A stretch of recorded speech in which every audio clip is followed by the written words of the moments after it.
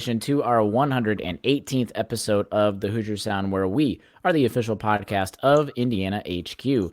We are recording this edition of the Hoosier Sound on Wednesday evening, December 4th, 2019, where I am your host, Noah Freeman. On the docket for tonight, it is a really exciting episode for a bunch of reasons, but we're going to start out with the Purdue recap with the old Oaken bucket, and then we're going to go into some football bowl projections, because this is the only time we'll get to speculate on multiple bowl games before and we love speculation. Exactly. Before we get to hear the fate of the football Hoosiers coming up on Sunday, then we'll go into some basketball talk, since, of course, the basketball Hoosiers beat Florida State last night at home, which is just a lot of stuff to talk about. And then we might just do a tiny, small preview against Wisconsin and UConn in the upcoming games for basketball. But here with me tonight, the gang is back together. I am back. We've got Matt Lukens and Nithin. Matt, how are you doing? Are you hanging on for dear life after Saturday and then last night's game? Yeah, my voice is gone. Like if you don't know me, you can't tell, but my voice is shot. I was yelling at the TV on Saturday at the top of my lungs in a very stressful game, and then last night, every time we got an and one, I think I blew out my neighbor's eardrums. So it's a wonderful time to be a Hoosier and a terrible time to be a neighbor. That's true. That is true. Nathan, how are you doing? I'm great. What a week for IU football and basketball, huh? I mean, back on Saturday, the bucket game was insane, and then last night, look, Indiana was a small favorite, but not many people expected them to win by 16. So I can't wait to dive into that. It's kind of nice in Bloomington today, so Christmas time around the corner. Let's do it. Yeah, exactly. Christmas time is here. It is here. So, speaking of football, the regular season, but bowl projections, bowl games are here. But to get to the 8-win Indiana team, this Hoosier football team had to beat Purdue in double overtime in West Lafayette, but they did end up beating the Purdue Boilermakers 44-41 this past Saturday in a very rainy game, and a game that I don't know. I don't remember the last game. I've definitely been just as nervous, but I don't remember the last time I have been just as nervous for the Purdue game, because so it started out. Indiana started out really well, actually. They opened up with a 21-10 lead, and everything was clicking. And then Purdue made some defensive adjustments, and they were able to start stopping Indiana, and they started to slowly climb back into the game until about halfway through the fourth quarter, and it started to become real that it's like, Purdue might actually have a chance at coming back. And then that's when all the nerves settled in for about probably a solid hour. But let's start out with our opening thoughts. And Nithin, what were your opening thoughts? First, were you not at the game this past Saturday? I was there. So give us your breakdown and your rundown being at that rainy Purdue game. Well, I'm glad you led off with that, because the weather was atrocious on Saturday afternoon, and Indiana, both teams had to play through the horrible weather, but Indiana looked fine at the beginning. IU looked like a team that was ready to go from the but it looks like am I working here? Can you guys hear me right now? Yeah. Okay. All right, sounds good. Let's keep it rolling. It was a crazy game in a nutshell. The crowd was crazy. The game was crazy. The bounce off of Bryson Hopkins' knee to Danny Anthrop was crazy. The Indiana kicking situation was as well. It was nothing ordinary about that football game. And I guess if you watched Indiana and Purdue play in previous years, that's not surprising. At the end of the day, IU did what they went to West Lafayette to do, and that's win the ball game. And it was dramatic, and it was crazy, and Peyton Ramsey snuck it across the goal line in double overtime to do it. But the Hoosiers finished the season 8-4 for the first time since 1993, and that's something all Indiana fans can be excited about without a question. Oh, I hope so. Absolutely. Before we dive into some more of the specifics, Matt, your opening thoughts on the recent football victory. Yeah, this game, Tom Allen's been talking about it whole season, like you got to have grit, right? Like, and that is what this team did. They went in there and grinded out a victory against Purdue. It was not pretty whatsoever. It was rainy. It was muddy. All of our white uniforms were brown by the time we left. We won the game on a QB sneak in which we pushed our QB into the end zone. It was not a pretty game, but we won it nonetheless, and we had that next man up mentality, and that was this team and the story of the season, basically. Poster boy Peyton Ramsey, front and center. Peyton loses his job at the beginning of the year. Did you hear that on every other ESPN broadcast? They talk about it about 19 times. In case you didn't know. But look, he came in, and Michael Penix had the job, and then Michael Penix gets hurt, comes in. He does what he needed to do. 3 touchdowns, 337 yards this game. Samson James comes in for the injured Stevie Scott this game, runs for 118 yards, gets himself injured. And we have Ronnie Walker who comes in. And then we're without Donovan Hale, so who steps up? Oh, look, Nick Westbrook has his best game of the season. So it's a next man up mentality, and Purdue, who, bless their souls, also had injury issues as well. We got the better of the injury bowl, and so you can just call it the injury bucket by the end of the game there. Yeah, exactly. So the game opened up with Purdue doing a relatively quick but a long drive for them. They went down the field in 2.5 minutes, 56 yards, but as it looked like Purdue might draw first blood, Indiana had an interception, which I think was a huge turning point, at least, and I say turning point, it was the very beginning of the game, but I think it was a huge momentum shift into Indiana's favor, because right after that, you saw that the Purdue offense was driving on the Indiana defense, and then the Indiana defense is able to come up big and just completely stop their drive, and they weren't even able to get a field goal, which is what Hoosier fans were thinking of at that point. And then turned around right away, 91-yard drive, 12 plays, 6 minutes, 44 seconds. The Hoosiers went down, and as they've been doing all season, scoring at the very beginning of the game. Winning in the first quarter is how they've been able to win this game. They put up some statistic on when they were doing ESPN, and it was they had a bunch of different stats, but for different first quarter statistics like points and yards and a bunch of other touchdowns and stuff, whatever it was, the Hoosiers were top 5 or top 10 at least, if not top 3, I think, in some of the first quarter offenses. So Indiana has been able to come out and score in the first quarter, as they did right after that. And the Purdue turned the ball over on downs, and then Indiana scored yet another touchdown. So it's 14-0. Indiana comes out strong right away. Then Purdue scores a field goal. Indiana punts. They score a touchdown again, 14-10. All right, it's becoming a game. And then Indiana scores a touchdown, and then the game of missed field goals starts to happen for both teams. You've got Logan Justice missing his first field goal of the entire season. Poor guy. He was, I don't even remember what it was at this point, 15 or 16 after the last game. Yeah, he was 15 of 15. Yeah, 15 of 15, and then he misses his first field goal, and I felt so bad for him, and then that didn't stop there.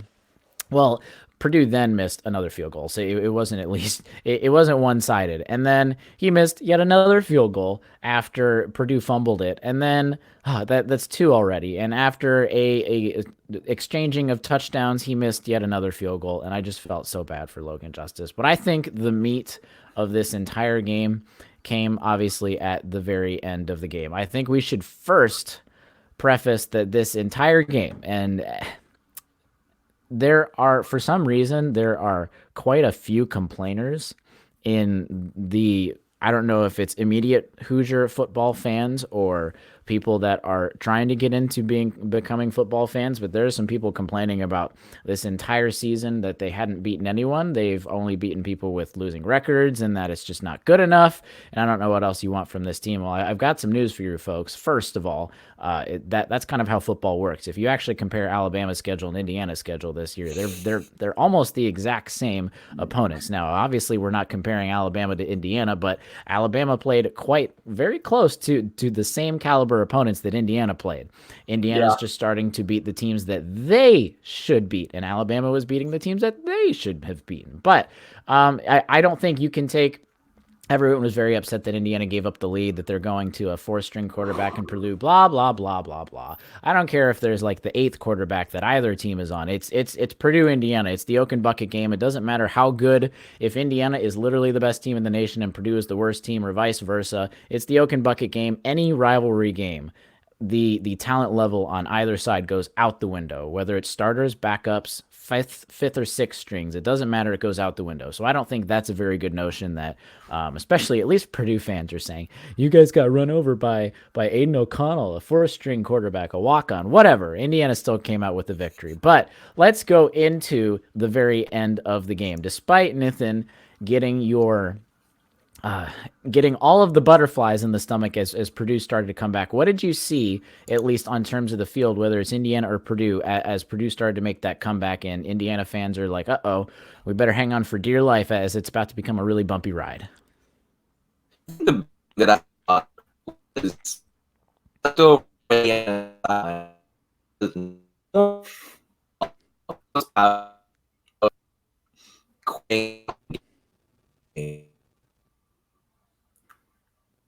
I think we lost him. And we lost him virtually. I'll kick it over to Matt as we're waiting for Nathan to come back in. Matt, same question. All right, what was the question again? Repeat it. How were you feeling on it? You were feeling obviously very nerve-wracking as the game was winding down. Yeah. And Purdue was starting to come back. What were you seeing on the field from either team? I saw a tired Indiana defense and a defense that couldn't get off the field. Like, they gave up almost nearly 600 yards of total offense to Purdue, who basically that's their season total on offense through the last like 4 or 5 games.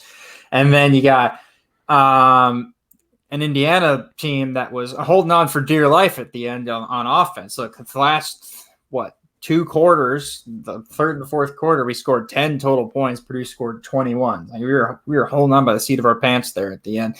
Purdue took a while getting going. They had 0 points in the first quarter. It scored the rest of their points in the next 3. So, we were holding on. We only scored 3 points in the fourth quarter. Thank God Campbell came in and hit that kick. Like, good for him. Again, the step-up mentality, right? Like, comes in. Our kicker's having a terrible game. And he comes in and knocks in a giant field goal that we needed desperately at the end of the game. And then, look, we got it done in overtime. And props to our defense for stopping them and forcing them to the field goal in second overtime. And that's was the difference in the game between us and Purdue. So yeah, so let's dive into the defense a little bit, since sure. Since of course I think the defense is a huge topic of discussion, and next week we are going to break down the regular season just a little more, so we can go into more of the specifics. We're going to talk kind of about mostly the Purdue game and then the upcoming bowl games today, and we're going to break down the season a little bit next week. So in terms of the season overall, I know there's been a lot of debate between especially you and some other HQ people that there's a good debate on where this Indiana defense sits, because on the one hand, you can talk about how Indiana last year finished S&P plus. They were around, give or take, 75th in the nation on defense, and then this year they're ending up, depending on wherever their bowl games and the everything ends up, they're at least going to be 25, if not 25, 30, 35 spots higher than they were last year. So of course, when you see an 8-4 Indiana team and you see a defense that still increased a very large, significant amount of ranking numbers, that you could see that it's a really good season. But then I think we're starting to have higher standards in that the way the defense at least was, for a number of reasons, was not able to stop Purdue coming back after making halftime adjustments. Where does that go? Where does the blame fall? Is it more of the lack of execution on the field? Does it go all the way over to Tom Allen / Kane Womack with the defense on the coaching side? There's a lot of blame and a lot to talk about, but at least in this game specifically, so we don't have to dive too far into the season, Matt, what were you seeing from the defense as Purdue started to climb back into the game? Well, we were just letting them run all over us, right? Like, yep. We had, Alexander Horvath for Purdue had like maybe 300 yards rushing going into this game. Like Purdue was averaging about 80 yards rushing a game, and he had 164 in this game and he was averaging 7.1 yards per carry. And there was one rush he took it to the end zone. He just wasn't even touched. He just toasted our defense. And it's like, it's annoying because it's not just Horvath that's had a good game against us this year. I just feel like every time we go into a football game, it's like the opposing running back is going for 120, 130, 140 yards. Like, well, this is his second or third best game of the year. The announcers go. So I don't know what our run defense is doing. And then in the pass defense, we were just letting David Bell do literally whatever he wanted to against us. Same thing with Bryson Hopkins. It's like they have two wide receivers. Everybody knows this going into the game, right? David Bell is on freshman All-American watch lists, and they're talking about him being the next Jerry Rice or whatever at Purdue. And then Bryson Hopkins is on every single NFL draft board. It's like, those are the two guys you're supposed to cover. Those are the only two that you're supposed to account for, like, and make sure you're like, oh, if we're doubling Hopkins on this possession, make sure we know we're doubling Hopkins on this possession, or we're doubling Bell on this possession, make sure we're doubling Bell. And I felt like every other play, one of them was wide open down the stretch. And O'Connell, you could have put me at quarterback at Purdue, and I would have hit Hopkins on a couple of those, 10-yard out routes. I'm just like, he's wide open. There's nobody covering him, and he's like 6'4". I can see him over the offensive lineman. So it was just some defensive lapses, and I think that's a young team that's tired on the road in a nasty, wet environment that's overthinking things, so they don't want to slip and let up a big play, and all of a sudden their guy is that they were supposed to be covering, that they missed the assignment, and their guy is wide open, and then now they're demoralized because they've just let in a 30-yard receiving touchdown when they should have had the guy covered immediately.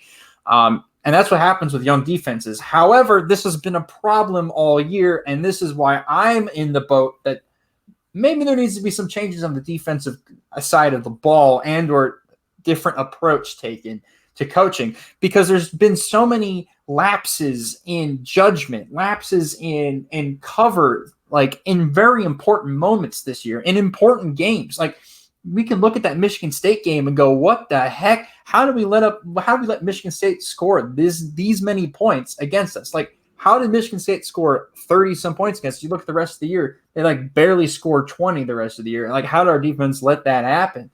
And you go back and watch the game and go, wow, like we really had some defensive lapses. Like, we just let them kind of, enforce their will on us as they wanted to during that game. We let Lewerke do whatever he wanted to, throw wherever he wants during that game. And there are some standout players on this defense, but there's got to be some things to be changed in the offseason, because even though we increased 20 to 25 spots in SP+, like that's great.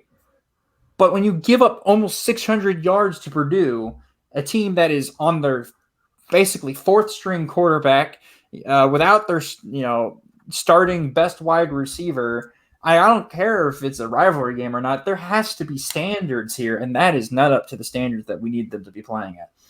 Okay, a couple thoughts. First, I want to have a larger discussion on the what you were talking about, Matt, on the defense next week, just because that's a huge topic that we can dive into a little deeper as we start to digest some of the season a little more. But because I disagree, and I disagree in a lot of ways, so we can have a good discussion on that. But more specifically with this game in general, yes, especially for I was looking up the numbers as you were talking, and his name is Xander, the not IU Xander, the Purdue Xander.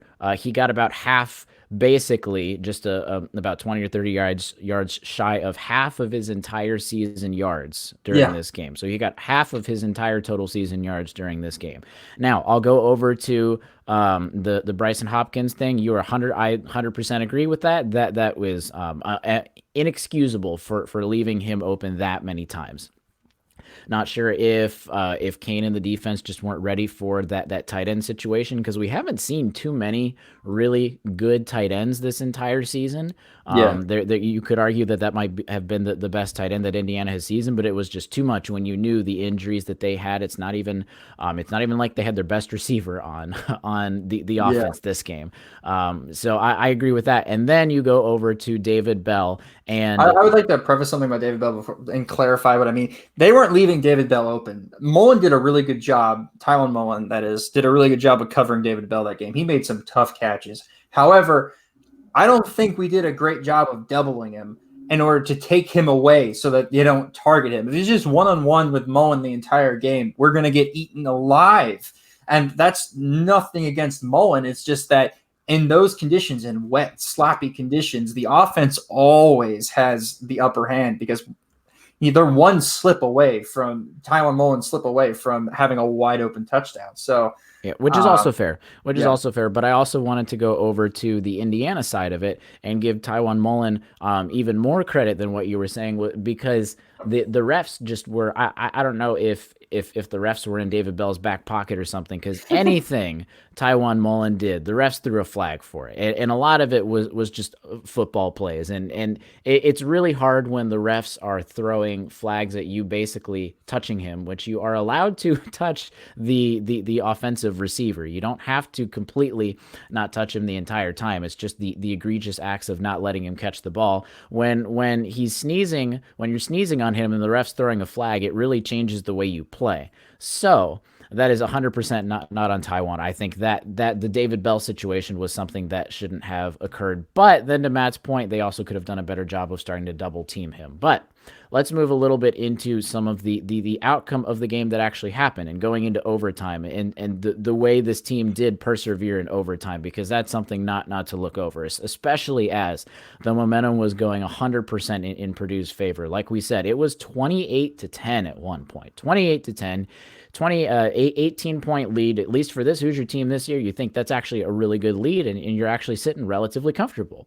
And then Purdue comes back, all of the momentum. This is the last, I don't even know how many, 1, 2, 3, 4, 5, 6 drives for Purdue before the end of regulation. Touchdown, touchdown, touchdown, downs, touchdown, field goal. That's how Purdue finished 5 of their 6 final. I'm sorry, I think that included overtime. Anyway, that's still how they included the end of their game. And Indiana, they were going after their touchdown to make it 28, missed field goal, then they got a field goal, then a punt, end of game. They had no offense, like Matt said, scoring 10 points the entire second half. Then you go into overtime, Indiana gets the ball first, and you talk a lot. There's a lot of discussion on whether you should get the ball first or you should play defense first. First overtime, of course, I think everyone wants to play defense first so that you know what you have to score. But if you then tie them, it goes the other way, because double overtime, it came back to help Indiana, because you saw that Purdue got a field goal, and that's all they needed.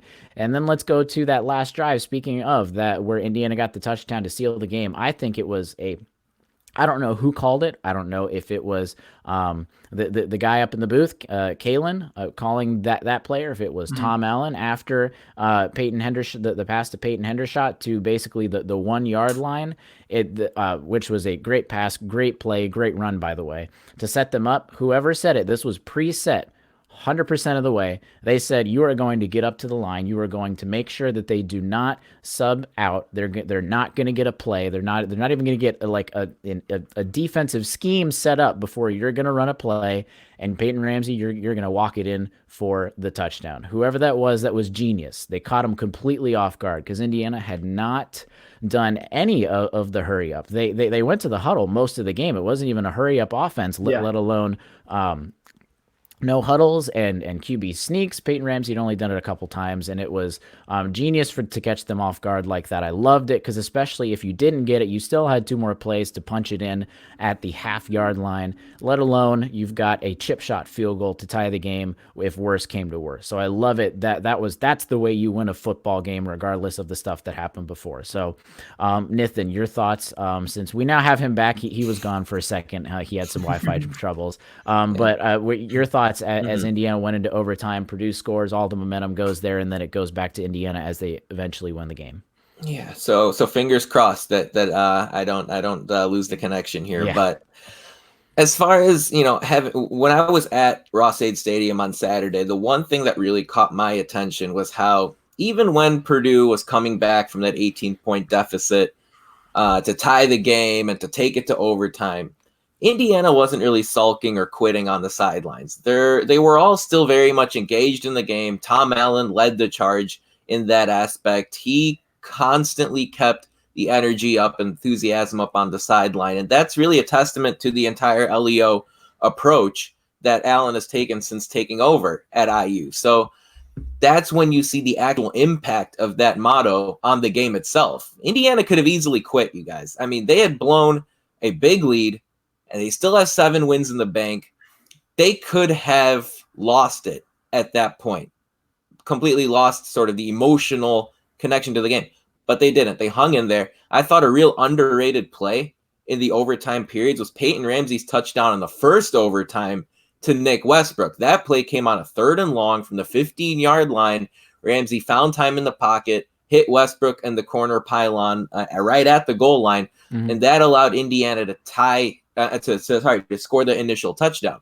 There were 2 instances where I thought Jeff Brom got needlessly conservative, and they both came in the overtime periods. Yes. When Purdue scored at the end of the first overtime to cut the deficit to 38-37, a minute after that ridiculous deflection off of Hopkins' knee to Anthrop at the 5-yard line, at that moment, I basically was starting to pack up my laptop. I figured Purdue was going to go for 2, they were going to get the win, and they were going to retain the bucket for another year. Instead, Brom settled, I guess, or maybe took the traditional old school route to kick the extra point. Okay, maybe he was living to play another overtime at home, perhaps.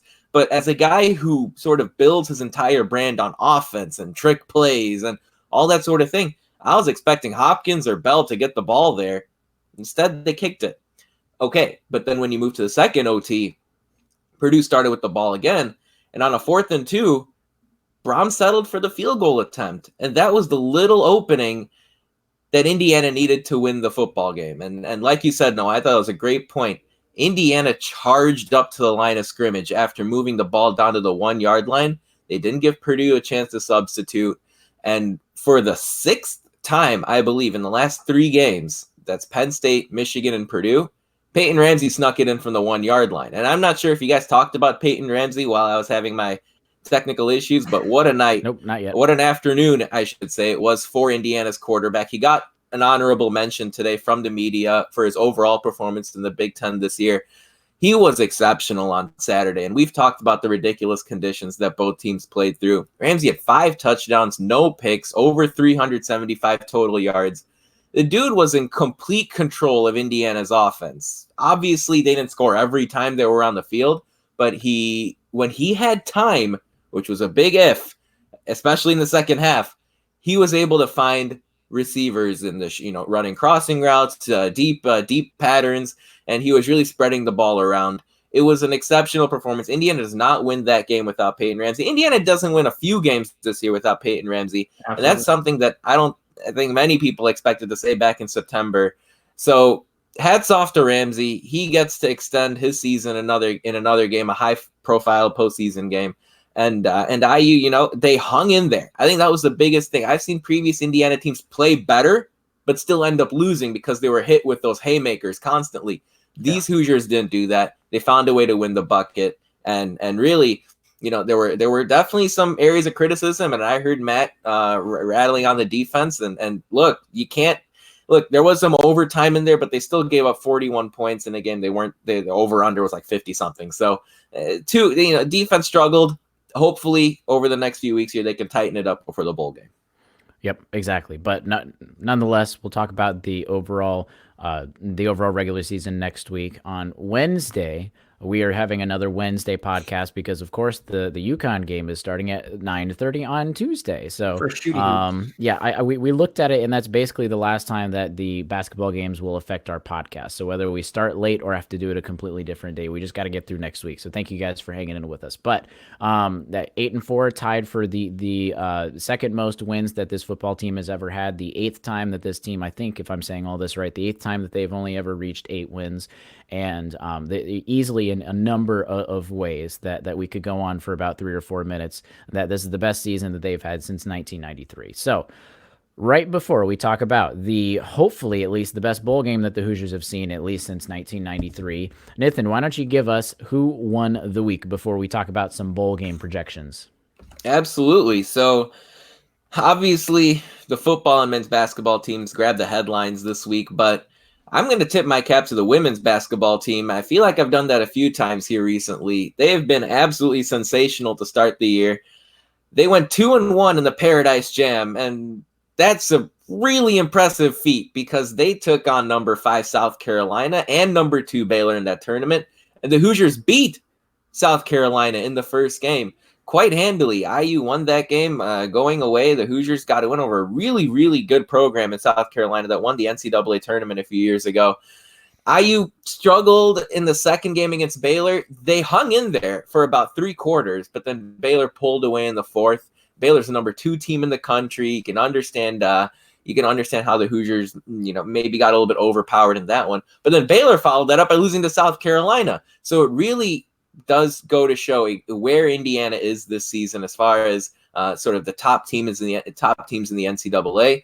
IU then followed that up with a win over Washington State to finish that tournament. And then earlier tonight, they won on the road in the Big Ten ACC Challenge and won at number 21 Miami by double digits. So Indiana should once again rise in the polls to a new program high. They were a program high number 14 on Monday. They're going to be a program high number something coming up next Monday. And IU has a couple of big-time home games against ranked opponents coming up during the holiday season.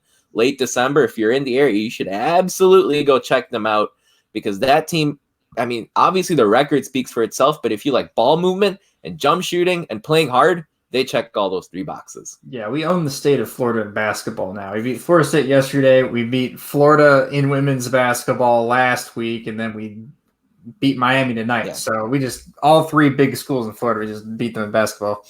Also, I wanted to tip my cap or give a congratulations to Juwan Morgan. Remember Indiana's big-time senior forward last year, the 4-year Hoosier. He made his NBA debut last week for the Utah Jazz at Bankers Life Fieldhouse in Indianapolis, which is a nice moment. He grabbed a rebound, and his NBA career is off and running. So go Juwan Morgan. Jazz are having a tough time of it, but yay, Juwan. Yes.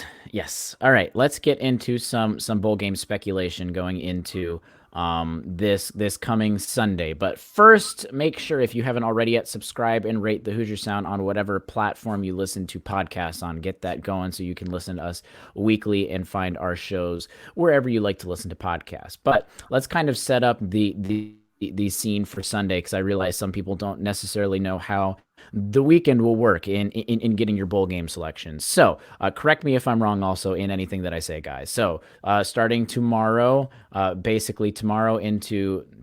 Friday into Saturday, I'm already off to a great start. Tomorrow and Saturday, the conference championship will take place, and that's the last straw that the committee will look to see where everyone should be placed, what kind of records everyone has, because if you remember college football, all of the postseason games will go into effect into your statistics. So if you're into a conference championship game, that counts as your 13th game towards your resume getting into a bowl game. Now, the Sunday, the college football playoff rankings will come out around noon. However, they want to release it with whatever big reveal they want to release. It's due by noon. So shortly after that, we'll hear the top 4 teams that are into the college football race. And of course, it starts there and it kind of trickles on down to see where everyone gets a bowl game out of the 20,000 bajillion ways that you can get a bowl slot. So they starts with the college football rankings. It goes on down.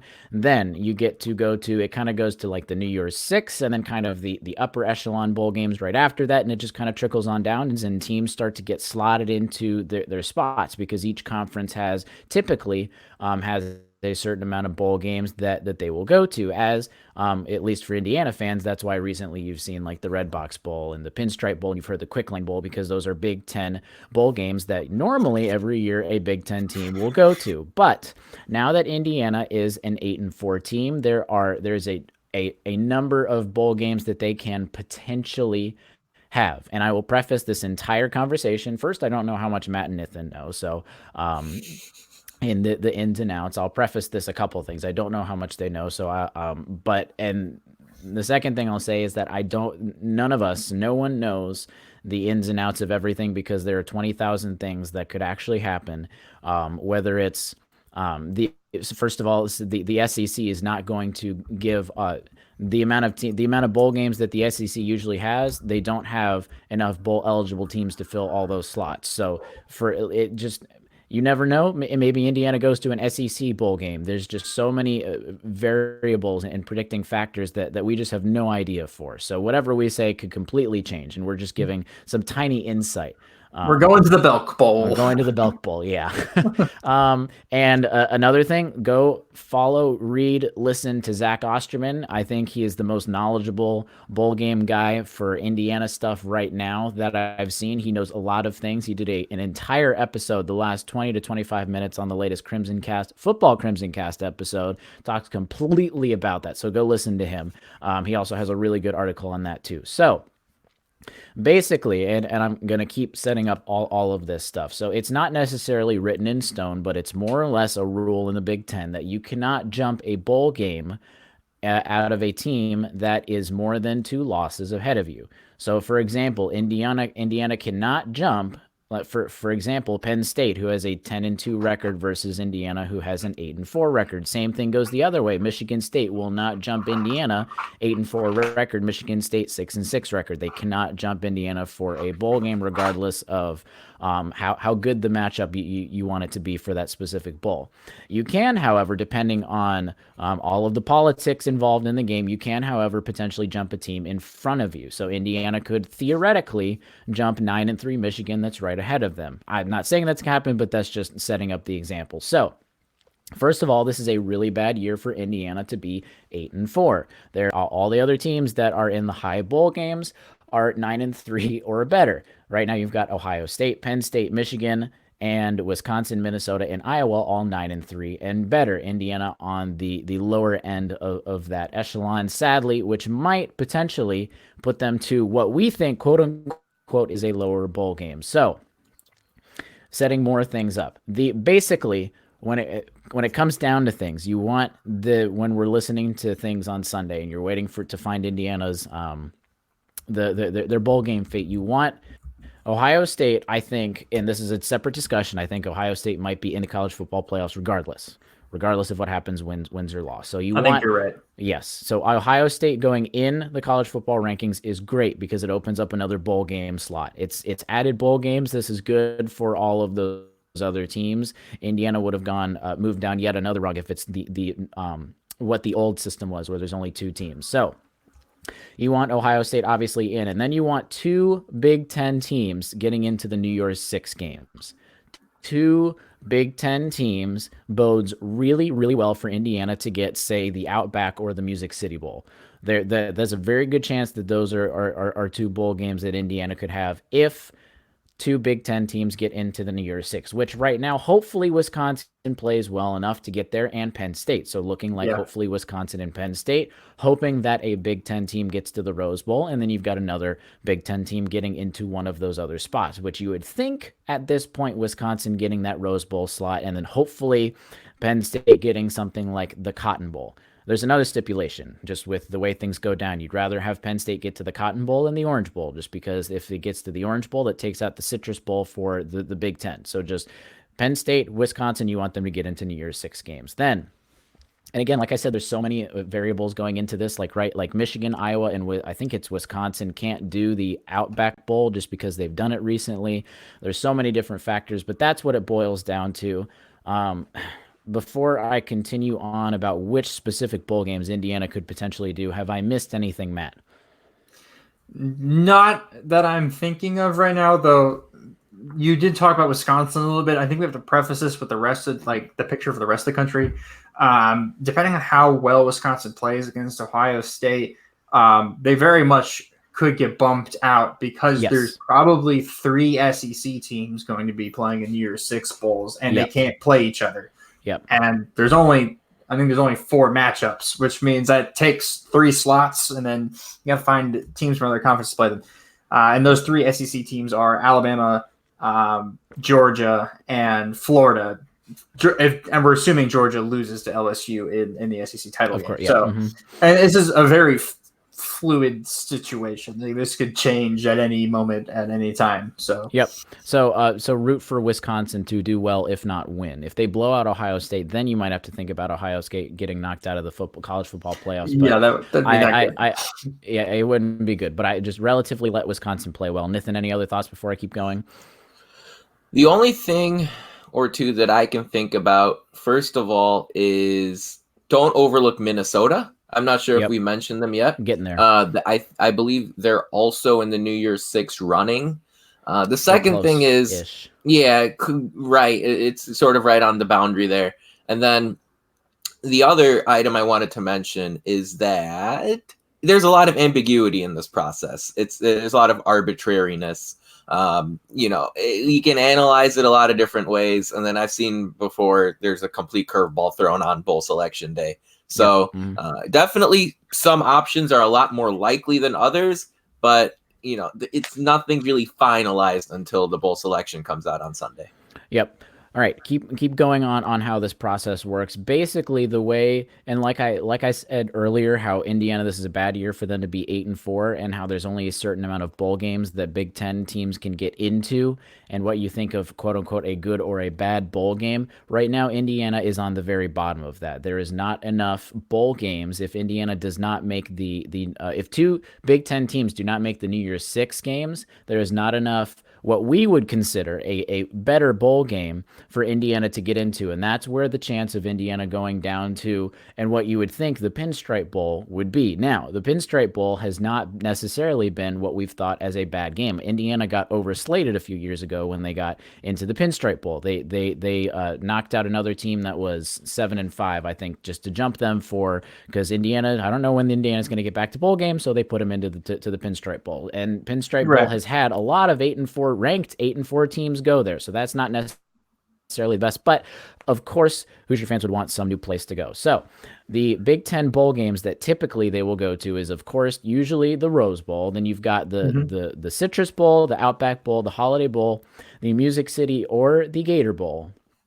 And then your Pinstripe Red Box Quick Lane. Now, you can kind of virtually knock out the Red Box in the Quick Lane Bowl, because Illinois and Michigan State, you would think, would get one of those 2 games. It's not set in stone. Indiana could go there, but you could virtually knock that out. Where there's smoke, there's fire. Music City Bowl, the CEO of the Music City Bowl did go to Bloomington to watch a game, so that's one very reasonable place to look out for.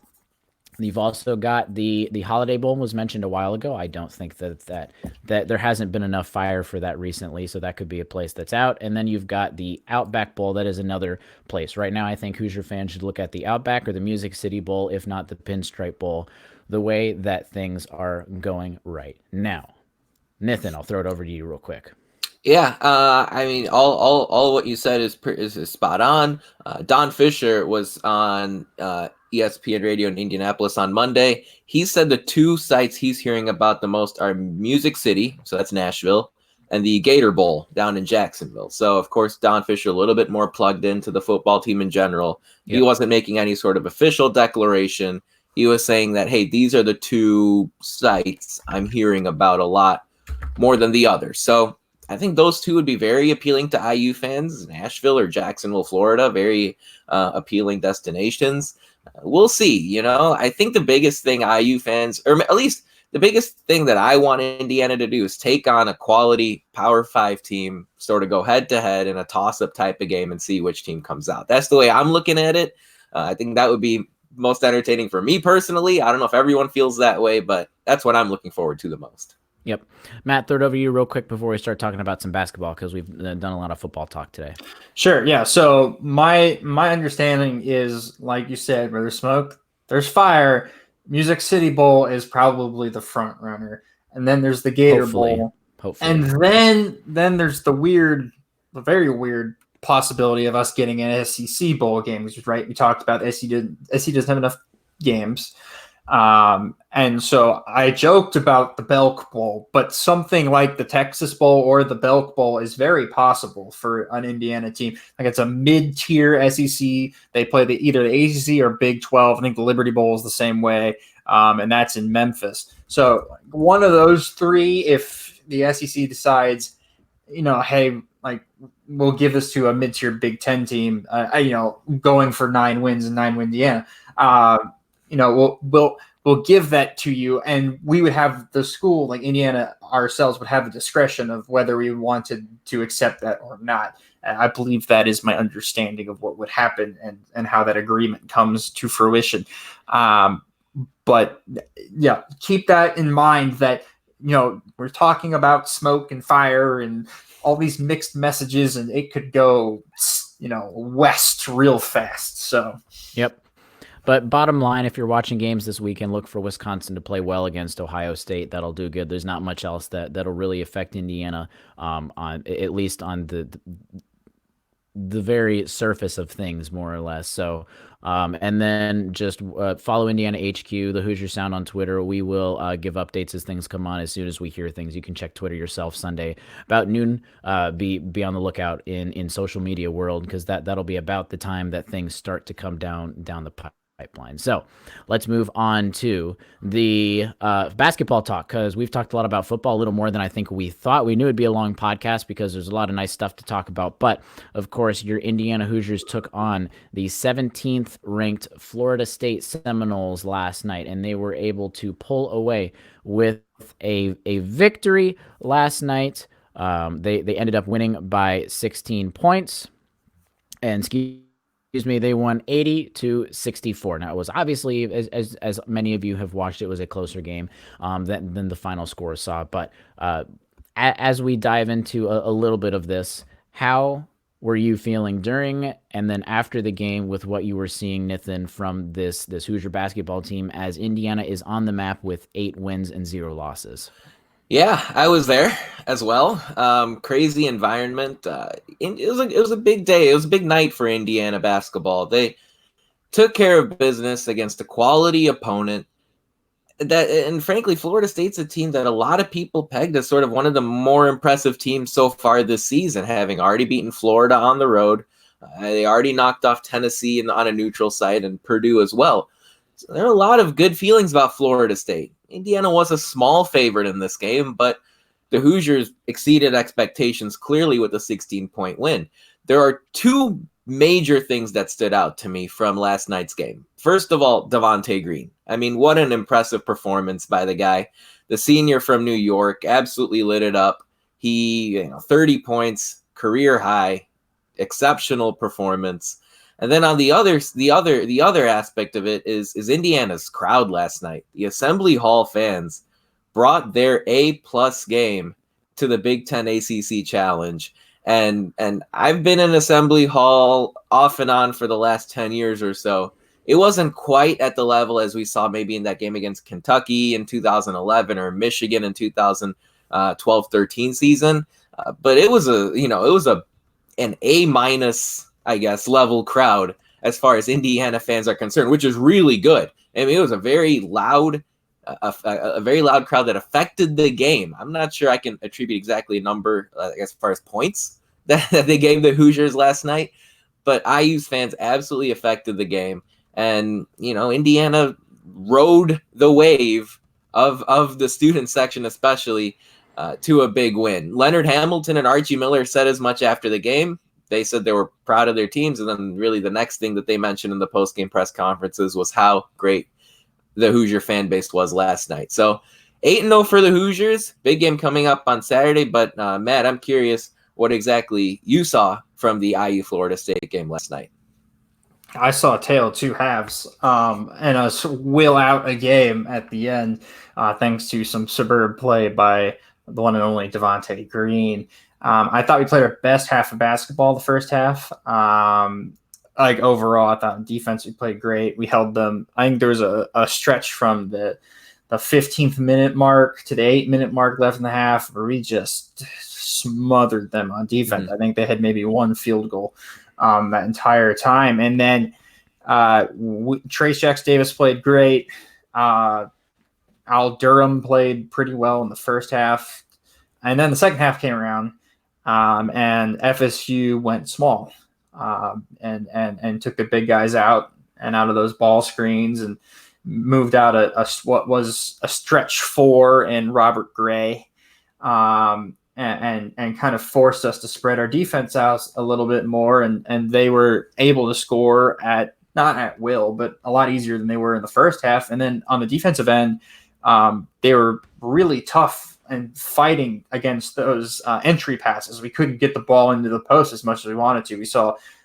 I think we saw 7 turnovers in the second half. I counted off of post entrance passes, just straight up throwing it in and a hand would deflect it, or throwing it in and it was just a bad pass and it'd go out of bounds. Of course, Devontae had a couple of those, and Armand maybe had one, and Justice Smith had 1 or 2. But like overall, I thought it was a great game. We beat a really good team, and we made it to the free throw line, and that's something that we've done all year. And we showed our strengths in this game. We rebounded the ball well. We out rebounded them. We got them in foul trouble and kept their guard MJ Walker to only 19 minutes played, even though he was a guy averaging like 24, 25 a game, because we got him out in foul trouble. And then we chased him off the 3-point line in the first half, and we played really good defense in the first half, and that was enough to win us the game. 16-point victory is a little bit flattering for how he played in the second half, but it was a good performance. But that's what kind of intrigues me, Matt, and Noah, you could maybe pitch in on this as well. Indiana did not play an A+ game last night. They made mistakes. They turned the ball over. They missed a bunch of free throws. Yet they still won by 16 against a top 25 team. Yeah. I look at that as a glass half full approach. Like, if Indiana does elevate their play another level or two, who knows what the ceiling is for this group in 2019, 2020. Yeah. Shout out to Jeff Goodman, who was like, I don't know if this is going to last for Indiana, or whatever he said today on Twitter. Great impression. I know. I do a really good Jeff Goodman impression. But I think this performance is extremely replicable across the rest of the season. Look, like Florida State's a team that's going to throw. I think they threw 11 players at us last night, and threw numbers at us, and threw a bunch of different matchups at us. Right? Like I was talking about Gray, their forward, playing a bit of a stretch 5 in a small big, and then they had. Oh my God, I'm not going to try to tempt that last name. And Zach, who came in. He was a big guy. He went 2 for 2, and he gave us a little bit of the classics, center position. But they threw a bunch of lineups at us, and we just beat them, and it was great. And this is a really good Florida State team. We just beat Purdue.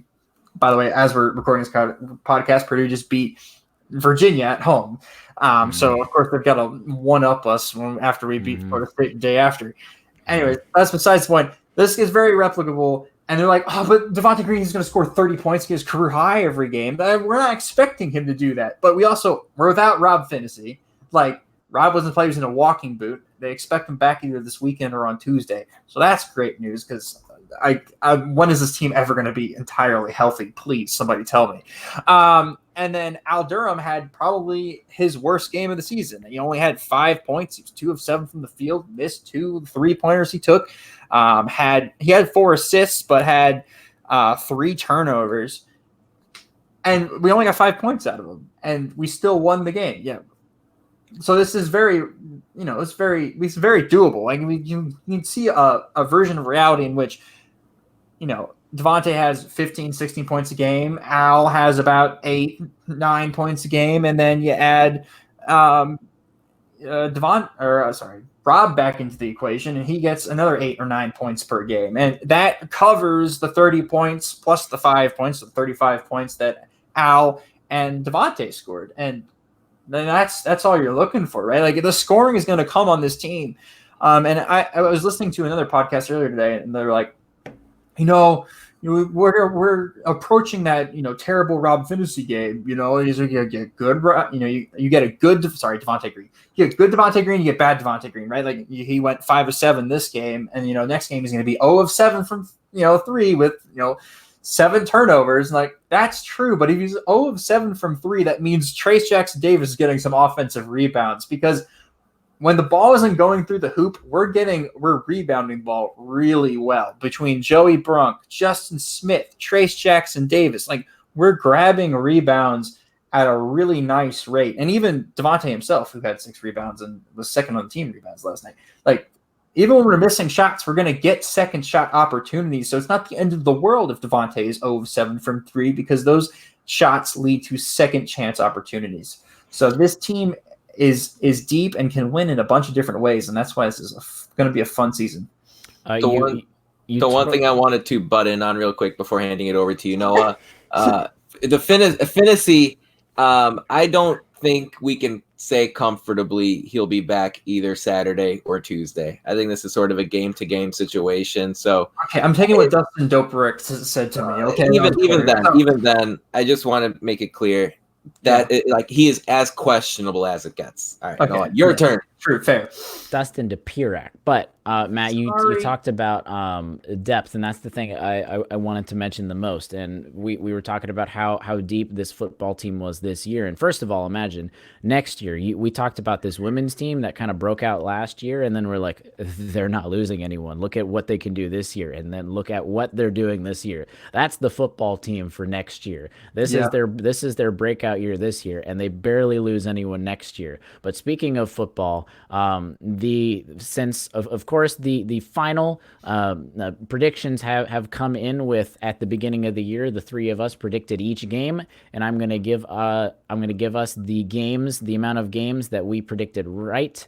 And then incorrectly, Nathan predicted 7 correct games and 5 incorrect games. Matt coming up in second place with 8 correct games and 4 incorrect games. And I was at the top with 10 correct games and 2 incorrect games, which all of us incorrectly predicted the Nebraska and Northwestern game, as we talked about in July. So don't throw that back in our face. But speaking of depth, we're talking about this basketball team and depth. That was what stood out to me the most last night. And it's not as simple as this, but you can just look at basically Jerome Hunter, you can throw Race in there, sort of kind of Duran in a way, and Al Franklin, Al Durham. Their names are next to each other. Al Durham and it's some sort of, it's not his fault, but just matchup dependent. Joey Brunk all had quote unquote bad games. Now, definitely, I think Al Durham had a bad game compared to what he usually can do. It's not as simple as that. He did a bunch of things, but you look at the stat sheet, you think, oh, that's not a typical Al Durham game. Joey Brunk and Duran Davis could not get in the game because of the way that the game just ended up going. It ended up going small.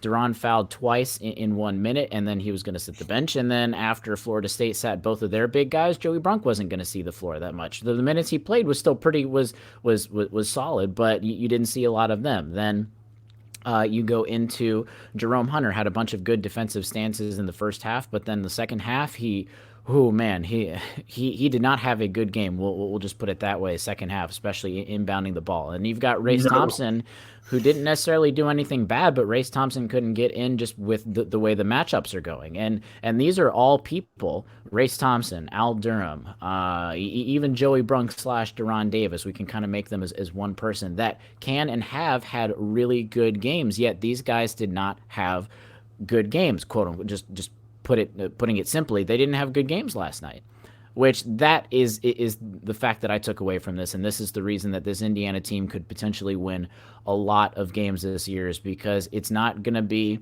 Devontae Green getting 30 points every single game for them to win like it was last year with Romeo and Juwan Morgan. It's going to be matchup dependent, and every single person on this team is able to step up and do and contribute something within their role. And that's just the bottom line. It doesn't matter who we play this year. I think Indiana has so many different looks that they can match up and at least play with whoever they match up against. Because especially this year, there's not a juggernaut team like there has been in the past couple of years at the very top of college basketball. So Indiana is capable, even this early in the season, in playing with any single opponent right now in all of America and all of college basketball. And I'm going to cautiously toot my own horn right now. I talked about it more in the back channels than on the podcast, but I did talk in the podcast at the end of last season, talking about how I thought this year's Indiana team was going to be better than last year's team. And when you think about it, that really is a ridiculous argument, because you've got Juwan Morgan and Romeo Langford on last year's team. How is it going to all work out? And the argument is that the offense just flows better. It doesn't necessarily mean that Romeo and Juwan were hurting the team. It just means that this team this year is forcing themselves to pass the ball more. And I'm talking more about offense purposefully, because last night, Florida State's defense was in KenPom at the time the third-ranked defense in KenPom, and they scored 80 points. It was the first time in over a year that that an offense had scored 50% or better on field goals against Florida State in about a calendar year.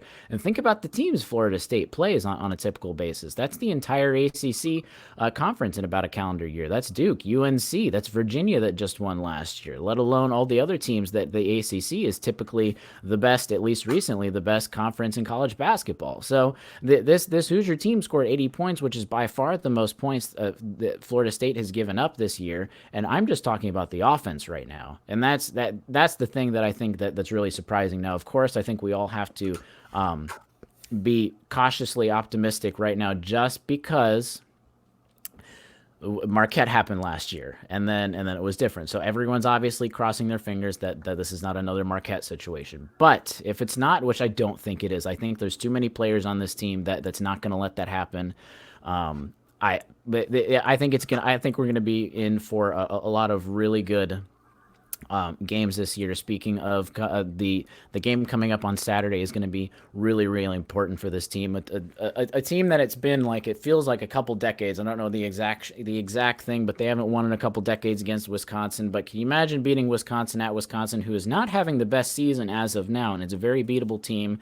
You get the 9 wins, you go into #9Windiana for basketball, and then you get to come Monday, and then I think that the Hoosiers will hopefully find a number next to their ranking, which they at least should, because they received votes this week without getting any big-time win up until last night. So, but before we start to wrap it up, I'll kick over to Nathan to comment on anything I had or wrap up his thoughts. Yeah, so the one thing I really wanted to say is we'd be remiss if we did not talk about Demezy Anderson a little bit and his impact on the game last night. Really, his breakout game to some degree.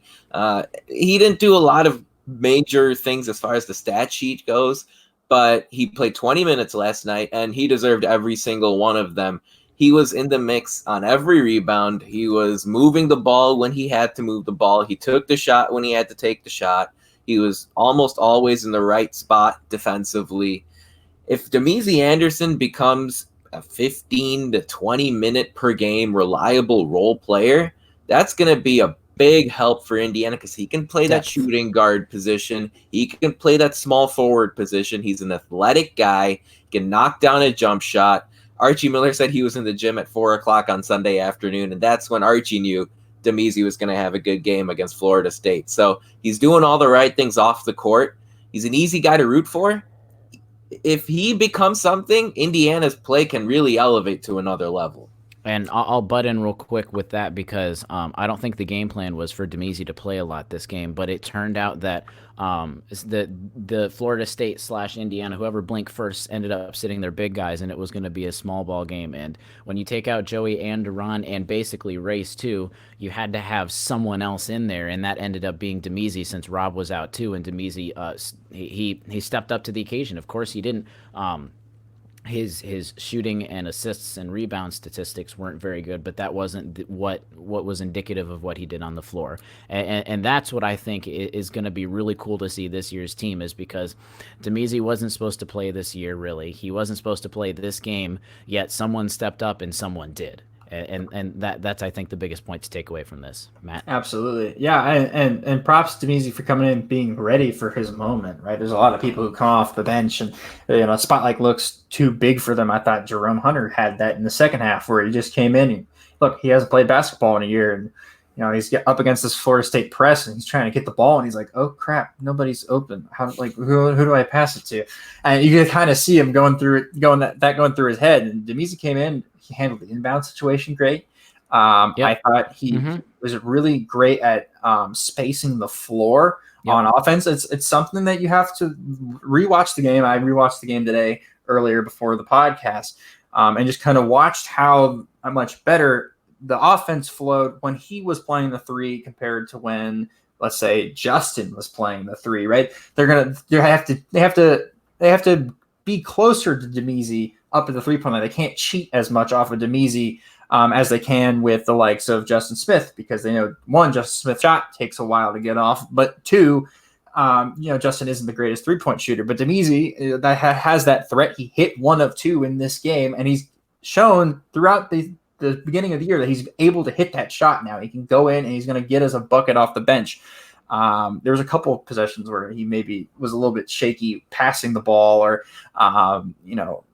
dribbling through the press. But other than that, it's great. And we don't expect him to be great at those things. He's on the floor to shoot, and he's on the floor to play defense. And he did both of those this game, and he inbounded the ball well. So hats off to Demezy. And if he's working his butt off too, that's a great example for the younger players on this team, for the recruits coming in next year, and then the recruits coming in the year after that, because Demezy's going to be here and he's going to be a staple of this program for years to come.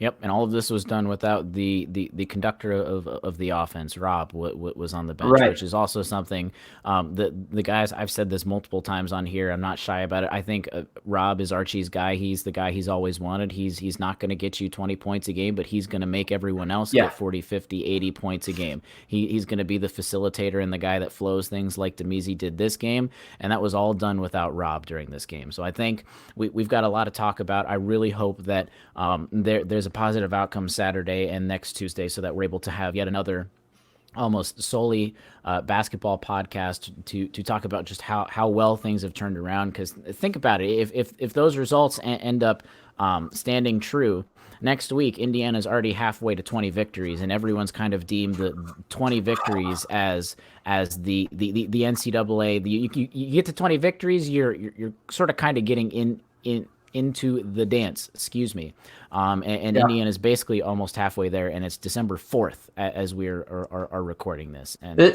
this Florida State loss, speaking of the tournament, sorry to cut you off there a little bit, but speaking of the tournament, this Florida State win is going to look great come selection time in March, because this is an FSU team that plays in probably the best conference for basketball in the ACC. They're going to challenge. They're going to beat some people. I'm sure they're going to beat UNC. They almost always beat Duke when they come to Tallahassee. And that's going to look great for us. But they also just beat the Purdue team that just beat Virginia, right? So Florida State's a team that already had their marquee wins in the non-conference. Now we have our marquee win, and we still have more opportunities, right? And that's the best part, right? UConn is a decent team where we can beat on a neutral court. We got Wisconsin coming up. We haven't won there in a while. We have Arkansas coming to our town, and they play a fun style of basketball. Revenge game. They shoot the out of the ball. And Eric Musselman's one of the more fun coaches to watch in college basketball from a neutral perspective. So that's going to be a lot of fun when they come into town. And then we have the Big Ten season, and the Big Ten's loaded this year. You look at Michigan State's probably the 4th best Big Ten team right now. And at the beginning of the year, they were like the unanimous number 1 team in the country. And then you have Michigan, who jumped from unranked to number 4 and did play a pretty decent game in Louisville last night, who I think is the best team in the country. And you have Purdue, who just beat Virginia. You got Ohio State, who's playing UNC currently at this moment while we're recording the podcast.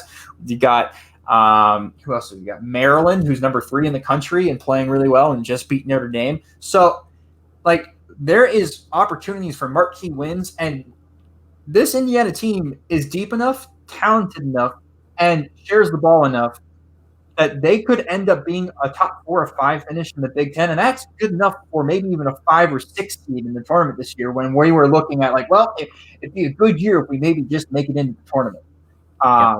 And if things continue to trend upward, the defense continues to get better, as it has done almost every single game. There's been a progression. The defense has gotten better every single game. And the offense looks like it's gotten way better than it was last year, right? And Noah just talked about that. There is a chance that this Hoosier team is going to surprise some people. So don't get too excited, but get excited enough Oh no, yeah.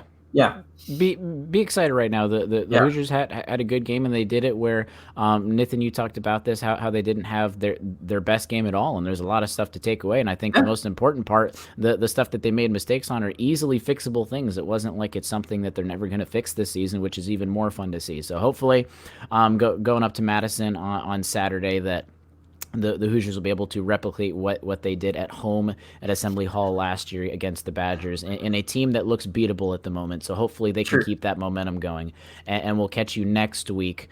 Another Wednesday, I apologize, coming a day late, Wednesday podcast, but 8:30 p.m. Eastern time.